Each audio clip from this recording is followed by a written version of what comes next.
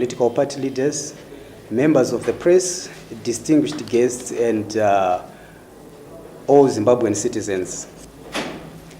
After having been incarcerated for 9 months, it is my belief that the nation, our people, the foreign community, and you members of the press here present would want to hear more about my incarceration, how I feel, and perhaps the way forward or what I intend to do now that I'm freed.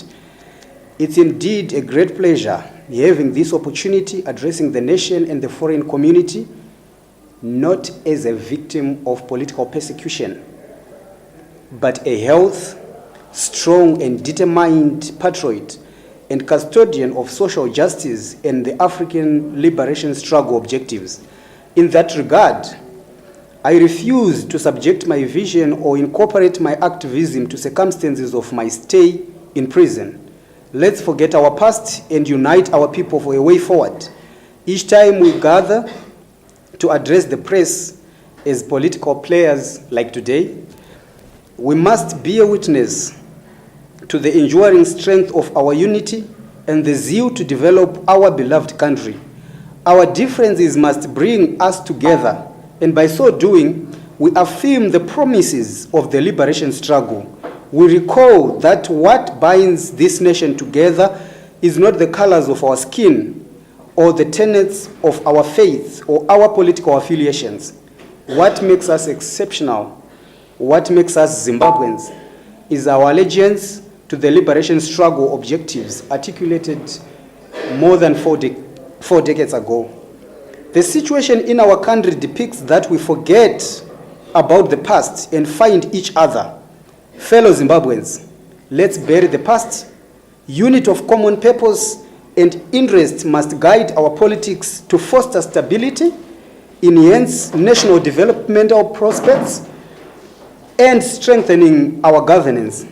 We fight to diminish conflict and promote reconciliation if Zimbabwe should ever be better than it is today. Zimbabwe's national interest must forever remain independent. It must never be beholden to external influence. And as political leaders and Zimbabwean citizens, we must reflect our constitutional values and national priorities at all costs. Zimbabwean politics must be for Zimbabweans and Zimbabweans alone. External dogmatism and lobotomized individual politicking dividing our people into hostile camps must be retarded. And it is our duty as Zimbabwean citizens to determine both the present and the future of this country. This is our country, and we must work together to develop our country. We should engage constructively with those we are opposed to, despite our differences, for the best interest of our citizens and the Zimbabwean community. Politics is not for politicians, and politics must never be for politicians. Politics should never be for political parties. Politics should be for the people and the community. Politics should be for the people and the community. And as such, I will remain consistent that my engagement will always, forever be on the basis of mutual respect, based on the liberation struggle objectives as the yardstick to our engagements. Our citizens must freely have a say in everything that affects their lives without fear. Political pessimism should be addressed accordingly so that we can all unite for a common purpose in reflecting the future of this country. Above all, the yardstick of our politics must be our people's well-being, economic development, and national security. As sons and daughters of our beloved land, our politics must be coherent to the liberation struggle objectives. We should all consider the sacrifices of those who fought or died for the liberation struggle. All our votes and all our political freedoms and rights are products of the liberation struggle. Hence, I encourage our citizens to be sensitive with those preaching rhetoric politics without traceable ideologies. Politics must be a game of ideologies. If ever someone is to speak of politics, or if ever someone is to say I'm a political leader, and I wish to lead the country, I encourage our citizens to be very speculative with the ideologies, because whenever we support politics, we should be supporting ideologies, not just ideologies, but ideologies that reflects your interest. Voting, supporting politics, affiliating yourself to any political group should not be on the basis of who is popular, should not be on the basis of creating chaos. It should be on the basis of you being reflected. Because when you vote, you don't vote for politicians. You don't vote for me. You don't vote for any other politician. You vote for yourself and your children. Which is the reason why in most of the developed countries, citizens, they take politics seriously. If you don't incorporate with the politics or ideologies that reflect your interests, you will allow ideologies and policies that does not reflect your interests to determine your existence and the future of your children. The same ideology and principles that produced our political freedoms should remain its security officer and its guarantor. Our political manifestation and the liberation struggle objectives must never be separated if we want Zimbabwe to be a better country than it is today. The time should be now that our young people, as the future leaders of this country, be exonerated from exotic political dogmatism, and just like myself, realize that Zimbabwe is for Zimbabweans, and our politics must be reflected as such. If we don't focus on building our country, no one, absolutely no one, will come and build Zimbabwe for us and our children. We are the architects of both the present and the future Zimbabwe. Whatever we are doing today definitely reflects the future of this country. Fellow Zimbabweans, this is the time to face reality and find each other for a common purpose. We have fallen victims of political misconception for quite too long. The time we have wasted in fighting each other would have been more useful had we been collaborating our differences. We need to start learning to agree in our disagreements, disagree in our agreements. Politics should never be a game of chaos, fighting against each other, always trying to peddle individual agendas. Politics should never be individualized. Politics should be a game of competing as political players in developing our country, in making sure that we safeguard the well-being of our people, and above all, the security of our nation. I would also love to urge our journalists and media houses to refrain from peddling individual politics and politics of hate. Comrades, let's bury the past. Let's renew ourselves. Let's start engaging properly. This is the time we should send a correct message to the generations that will come after us, that when we were still young and capable, we did what was right for the country. We did what was right for the development of our country. The kind of politics that we are doing today is what reflects the future Zimbabwe. Let's unite our people. Let's be united citizens and build our country. Let's incorporate with the national vision. A national vision should not be regarded as partisan. It does not belong to any individual. It belongs to us as a nation.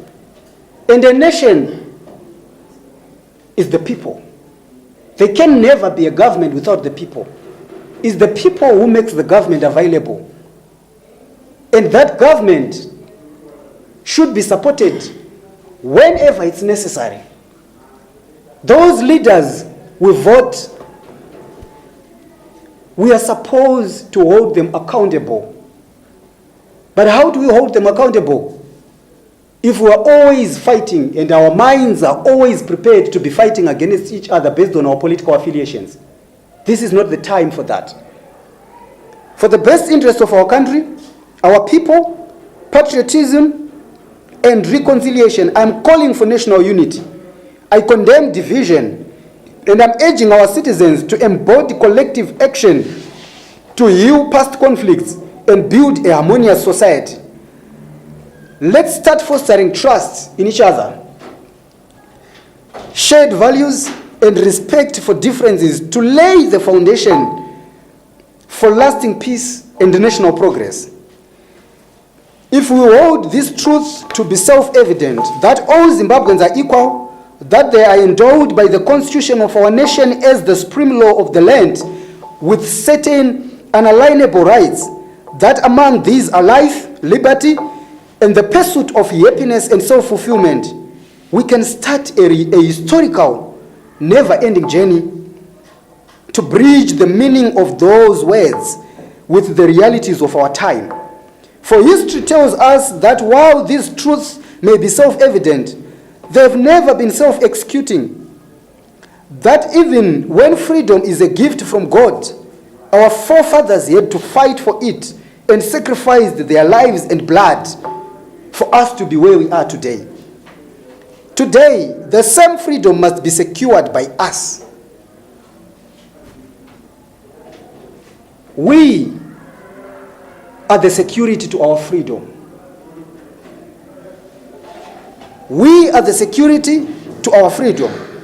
It's our duty to protect the future of this country. It's our duty to build and develop our country. Let's all forget our past conflicts and start imparting with the national vision like any other citizen. I'm ready to impart with the President's Vision 2030 as his vision of national interest based on national development, economic sustainability, and peace.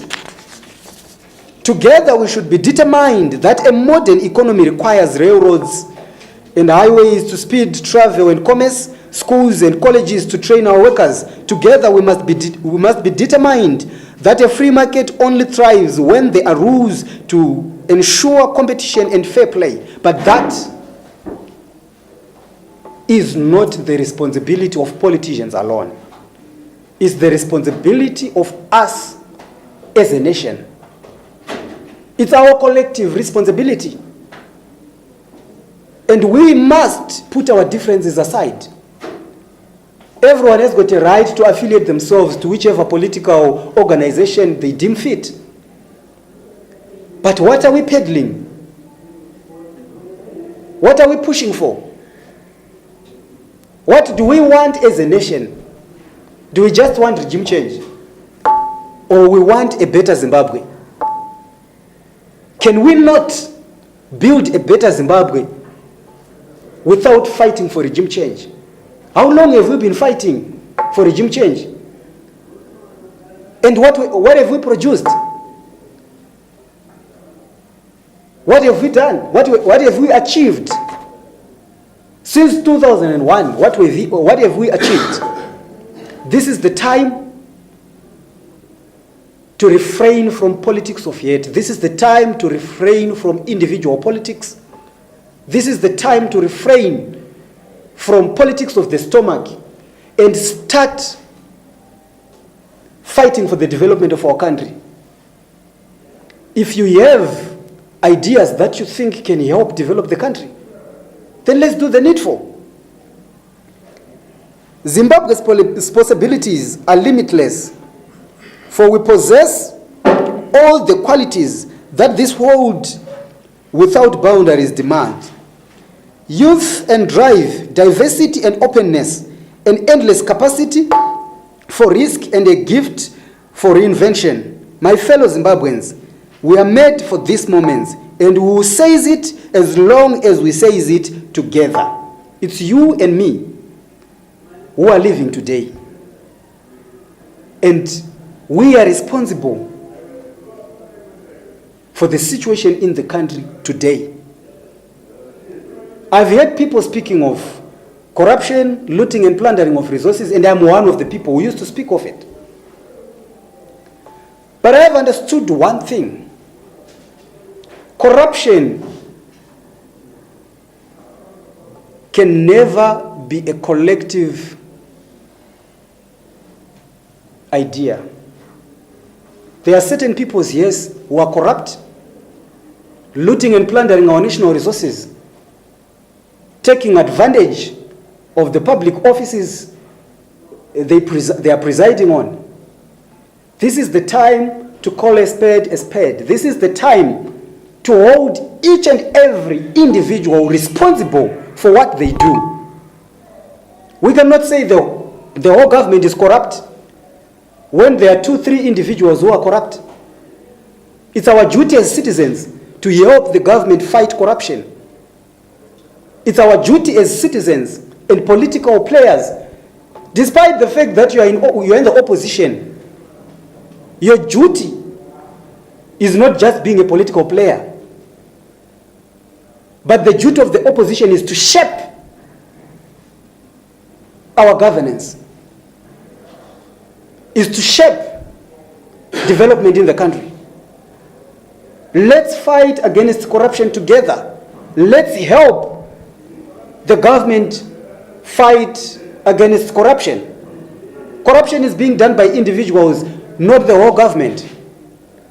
There are individuals who are working so hard for the best interest of this country, and we cannot put them in that bracket of corruption. We need to do what's right. We need to learn to separate things and hold each and every individual responsible for their actions. Our country cannot succeed when a shrinking few do very well and a growing many barely make it. Our prosperity must rest upon the broad shoulders of a rising third class. We know that we thrive when every person can find independence and pride in their work. When the wages of honest labor liberate families from the brink of hardship. We are true to our creed. When a little child born into the bleakest poverty knows that he has the same chance to succeed as anybody else because he is Zimbabwean. We need to create a Zimbabwe that, should we have policies count-based on our people. Zimbabwe is a third-class nation. We are a developing country. But if our people do not impart with the national vision, how will they be reflected? When we make policies, we need the people's cooperation. We need the citizens' cooperation. We need to create a Zimbabwe that even a child who is born today, even from a very, very poor family, should we have faith that when I grow up, I'm going to be like him. Not because he has got someone in the government, but because he is just a Zimbabwean. Just having a Zimbabwean citizenship by birth should guarantee our children a brighter future. But this cannot be done by a divided people. We need to be united and build our country together, put our heads together, incorporate our differences for the best interest of this country. We understand that outbound programs are inadequate to the needs of our time, so we must harness new ideas and technology to remark our government, revamp our tax code, reform our schools, and empower our citizens with the skills they need to work harder, learn more, and reach higher. Of course, we might say, or we can say, things are not yet okay in our country, but who is supposed to come and make things right? Should it be a politician? Should it be the president? Should it be those in the government? Should we expect it when the opposition takes over? It's not the responsibility of politicians. It's not the responsibility of our leaders alone. It is our responsibility together as a nation. If you have better ideas that you think can improve our governance, bring them on the table. And I believe this government is ready to take your ideas and put them into practice for the betterment of our economy, national development, and the future of our country. Every citizen deserves a basic measure of security and dignity, and we all know that. But it all begins with us as citizens. If we are divided, and if we are not united to hold our leaders accountable for the things they will be doing wrong, how do you think it will end? Let's approach them. Let's talk to them. Let's have a say in what we think affects our lives. And they will listen to us. They will listen to you as a citizen. We are all citizens and we are all equal. And we should understand that. Bring your ideas forward. Let's create a better Zimbabwe together. Let's stop fighting. Our media houses, our journalists, let's stop peddling individual politics. This is not the time for the what is in it for me politics. This is the time for you and me to build our nation. This is the time to fight for what is right. This is the time to denounce what is wrong. This is the time to bring new ideas. We have got so many educated Zimbabwean citizens flocking out to other countries. If you run away from your country, who do you think will correct what needs to be corrected in your country? To those in the diaspora, this is the time to rebuild our nation. The more we keep fighting, the more other nations are developing. And you will keep running to their countries, being treated as makwerekwere, like in South Africa. We will always have an influx of people jumping into other people's countries illegally. Where is our pride as Zimbabweans? Where are we? It's you and me. It's our responsibility as Zimbabwean citizens to build this country. Politics should not divide us. Politics must unite us. We must incorporate our differences for the best interest of our country. I thank you so much for coming. Thank you so much for being here.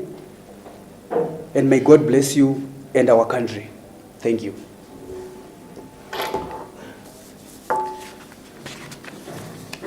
Now it's time for questions. Yes. Good afternoon, Professor Talent Rusere. I was listening to your statement, which sounds very much to be in congruence with the ZANU-PF perhaps agenda or ideology, or I pick that you sound as if you esteem very much their values and ethos. Would there be anything that you disagree as far as the ZANU-PF government is concerned, or you are totally in harmony, or you are totally in agreement with the ZANU-PF rule? So that's my first question. Maybe if you allow me to throw in the second question. You spoke widely or maybe repetitively about what you define as individual politics. I don't know how you would define, or what you really, like how you define individual politics, and do you see such kind of politics in our Zimbabwean context? Or do you have anywhere a point of reference where you are always speaking against individual politics, to say, do you have, or do you have that view from this context? That's okay. On your first question, the idea is not to be in harmony with ZANU-PF as a political party, but the ideology that was rooted from the liberation struggle objectives. And if you can go back to history, you will understand that the liberation struggle was not conducted by ZANU-PF alone. It was a coalition of Pan-African parties and the local parties. So the ideology was not really constructed by ZANU-PF alone. And that ideology is what I am in harmony with. And for your supplementary question, which you asked, if whether I'm going to be opposed to anything one day or the other, I'm not going to be opposed to ZANU-PF as a party. I've seen people opposing ZANU-PF, talking about ZANU-PF as a collective when they speak of corruption and looting and plundering of our resources. That was not ZANU-PF. Those are individuals, and they should be held accountable as individuals. And to answer your question, I will definitely fight to make sure that the ideology that ZANU-PF possesses will never be taken advantage of by anyone who thinks he is in ZANU-PF. The ideology does not belong to ZANU-PF, it belongs to the nation and the people.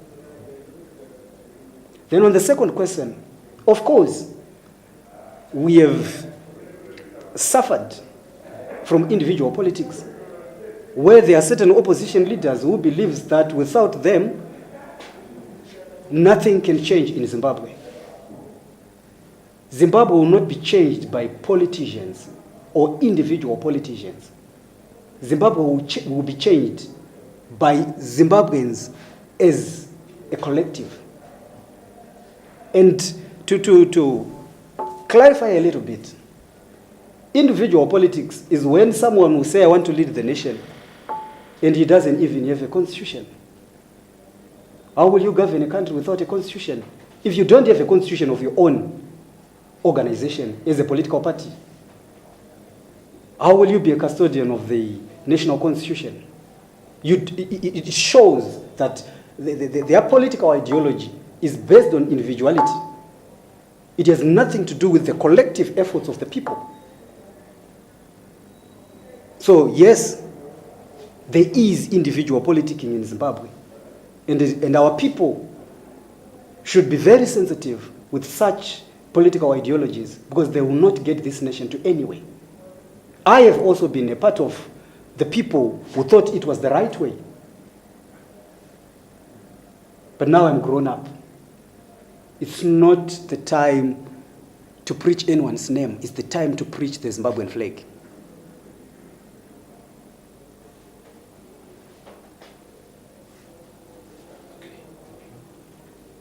Yes? Mr. Rusere, sorry. Did you receive anything or trinkets from the ruling party? Because it seems now you are praising it. But when you were in South Africa or in Botswana, you were anti-government. I'm not praising the ruling party. I'm not praising the ruling party, and I was not anti-government. I was against the things that I thought was not correct. And the mistake that was there was putting everything in the bracket and say ZANU-PF. Hence, I'm saying this is not the time to speak organizational politics, but the Zimbabwean flag.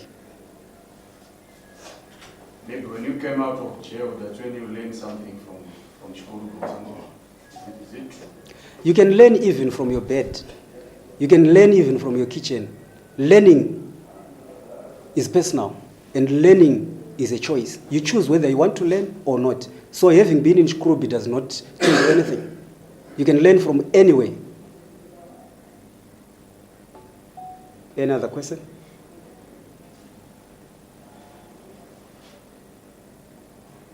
If there are no more questions. Maybe lastly, okay. What's your comment on the 2030 things? Since you say there are people who are good in government. I did not say there are people who are good in government. I said the government is doing better than we ever witnessed. And in as much as the Vision 2030 is concerned, it's not an individual thing. It doesn't have anything to do with a certain political party or any individual or any presidential candidate. It has everything to do with Zimbabwe as a nation. We have witnessed some developments. Unfortunately, I've been out of the country for more than 8 years. But when I came back, things are different. We now have interchanges. There is a lot of development happening, and we should applaud that. Politics should not be a game of always criticizing even that which is right. We need to learn to applaud them when they do good and denounce the wrongs. ZANU-PF is largely blamed for being corrupt.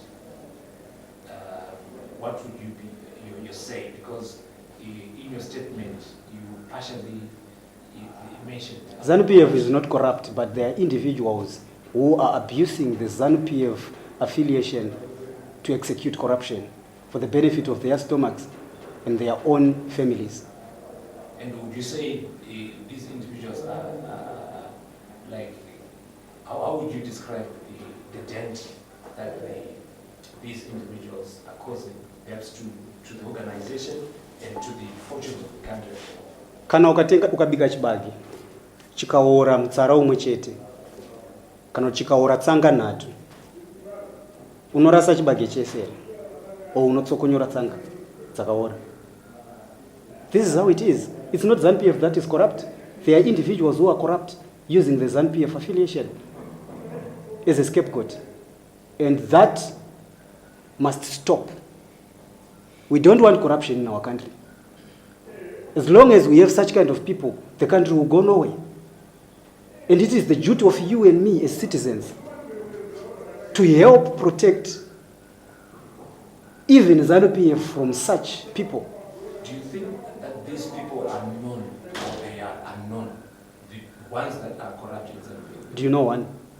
No, I'm asking you whether you think these people are known or they are unknown. Because you say there are individuals in ZANU-PF who are corrupt. Are they known or are they unknown? If they've been known, they would have faced the wrath of the law. Because we have seen some of ZANU-PF officials, the likes of Terence Mukupe and others, who faced the wrath of the law. So if they had been identified, I believe they would be serving for what they did, for their corrupt activities. I don't know anyone. But in your opinion, would you think the war against corruption will be won if we know for sure that there are some corrupt practices that are taking place? Okay. But we don't know the people. Do you think we ever win this kind of... Then that proves beyond reasonable doubt that even in the opposition, we don't have competent opposition leaders. Because they are supposed to find out on behalf of the people where corruption is, who is doing corruption. Then everything should be on the table. And it is the duty also of the media to investigate such corrupt activities and put it on the table for everyone to know. Then once they are known, they will take responsibility of their corrupt activities.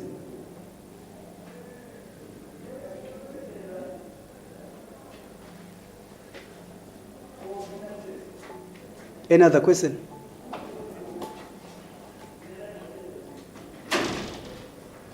If there are no other questions, I think this is the end. Thank you so much for coming.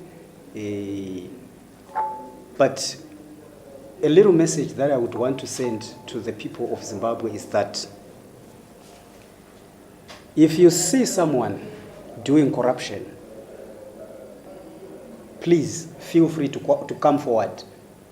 To me, let's not speculate things. You feel that there is corruption happening there, go and dig in and bring accurate information. Or if you think you need help, I am there to help. We don't want corruption in Zimbabwe. This country is for every Zimbabwean. And in as much as we want even a child who is born today to have faith in his future, then we should work together and fight against corruption. Corruption cannot be fought by Zach alone. Corruption needs you and me. It needs us Whether you're a politician, you are an opposition leader, you are a citizen, whoever you are, your contribution is of paramount importance so that we can build our country, we can move forward as a nation. Thank you.